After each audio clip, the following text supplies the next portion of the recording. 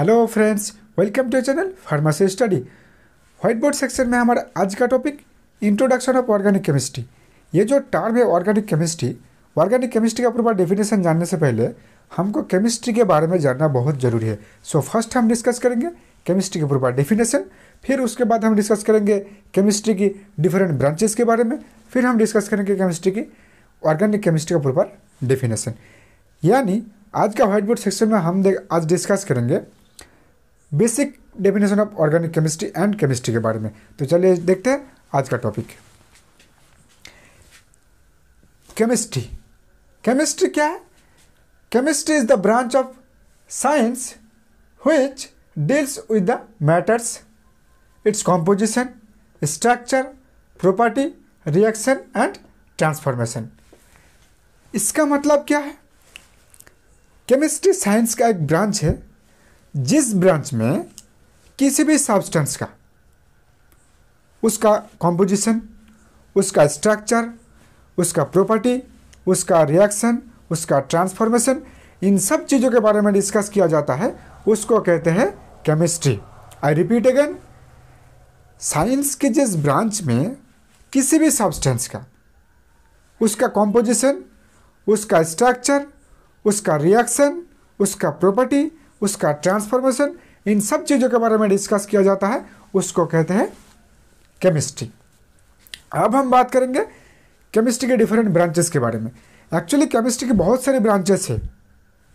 For example organic chemistry, inorganic chemistry, physical chemistry, biochemistry, medicinal chemistry, nuclear chemistry, बहुत सारी branches है। लेकिन इन सब में से जो मोस्ट कॉमन ब्रांचेस है वो है physical chemistry, inorganic chemistry and organic chemistry. Physical chemistry का मतलब क्या है?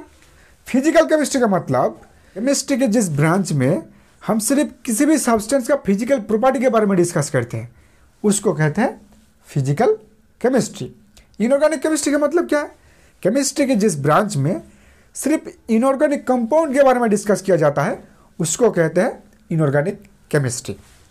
ऑर्गेनिक केमिस्ट्री का मतलब क्या है? ऑर्गेनिक केमिस्ट्री का मतलब है केमिस्ट्री के जिस ब्रांच में सिर्फ ऑर्गेनिक कंपाउंड के बारे में डिस्कस किया जाता है, उसको कहते हैं ऑर्गेनिक केमिस्ट्री। ये जो दो ब्रांचेस है physical chemistry and inorganic chemistry, ये हम बाद में डिस्कस करेंगे। लेकिन अभी हमारा जो मेन फोकसिंग ब्रांचेस है वो है ऑर्गेनिक केमिस्ट्री। यानी हम ऑर्गेनिक केमिस्ट्री के बारे में डिस्कस करेंगे। अब हम डिस्कस करेंगे ऑर्गेनिक केमिस्ट्री का प्रॉपर डेफिनेशन। ऑर्गेनिक केमिस्ट्री का प्रॉपर डेफिनेशन क्या है? The study of compound which contain carbon. इसका मतलब है केमिस्ट्री के जिस ब्रांच में हम उन कंपाउंड के बारे में डिस्कस करते हैं जिस कंपाउंड में कार्बन है।